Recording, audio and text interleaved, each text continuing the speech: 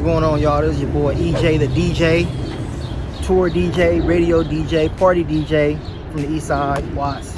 I do my thing for the West Coast.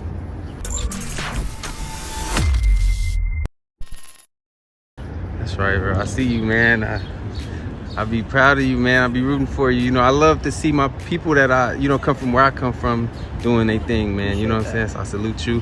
And can you tell us where you started from? You know, how you got started DJing and stuff? DJing wise, I had my first party when I was in the 5th grade.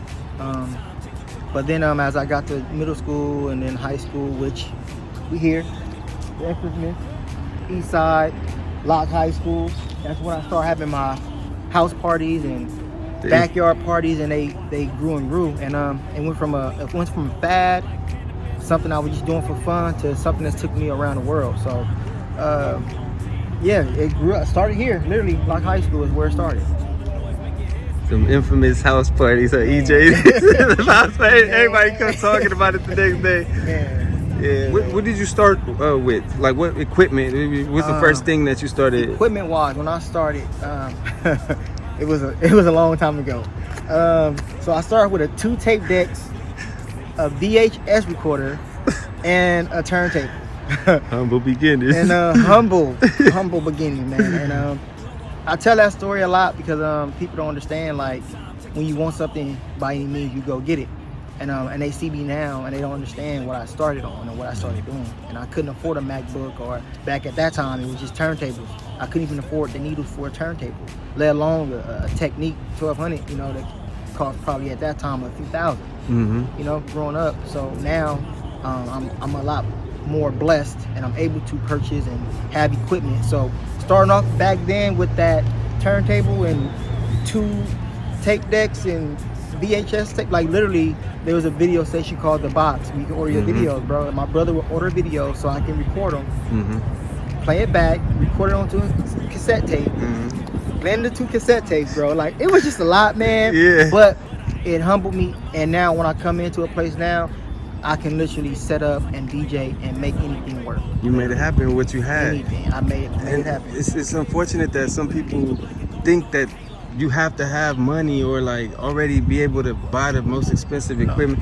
They make excuses, they limit them fucking success, And that also goes back to, if you want it by any means, you go get it. It don't matter. It doesn't matter. It does matter to certain people, but when you're hungry, you make it happen, man. Yeah. No questions. That's right. I gotta say, like, to see somebody from Watts make it, bro, is amazing, right? But to see 2 brothers make it, bro, is like, how, bro? Like, it's crazy. It's crazy. So when he say reference to brothers, my younger brother made it to the NFL. Yeah. The funny thing about that is I was actually better than him in football. He hated football, and I loved it. But he also was 6'4", and I'm 5'5". So it was humbling because I had to keep him on track.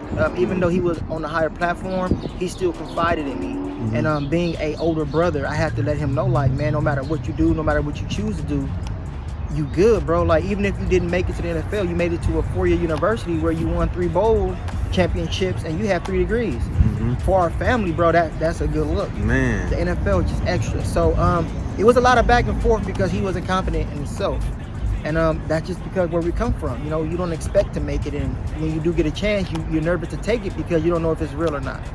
And so that crabs in a barrel mentality too. And that's another thing he thought, once he left and, coming back here, which that's why he's not here now. He's in Utah, because I told him, you don't need to come back here. You go back to where you feel comfortable. And I hate to say it, if he doesn't feel comfortable here living, that's what it is. He comes back, he gives his time, and he does it. But to see my younger brother make it in that realm, it made me even more hungrier and want to do more. And now he comes to my concerts like I used to go to his football games. So that's a blessing. That's beautiful, bro. It's just motivating too. Like, it's inspiring. It is. It's super.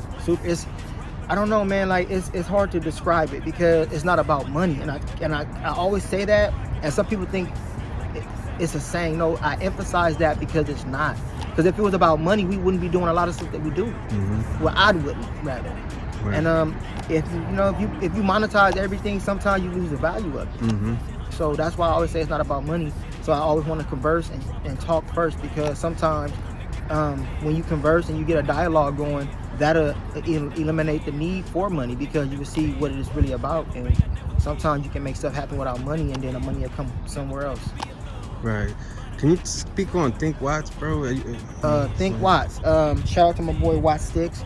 I am his DJ for his tour and anything else DJ. But the Think Watts Foundation is a program from obviously Watts. Financial literacy. They feed the community, hundreds and thousands of people weekly since the pandemic started. It's doing something that we need and that a lot of places charge for free. Like I said, with the financial literacy, just group economics, like it's just letting people know that you don't have to be in a suburbanized area to know group economics or have financial literacy taught, and knowing how to bank, knowing how to invest, knowing how to plant, healthy eating and stuff like that. So I take my hat off to Sticks, because he is from the same area, also same high school, give or take some other ones, but he's changing the narrative. And if you haven't known or if you haven't heard, go to thinkwatts.com and you find out everything you need to know.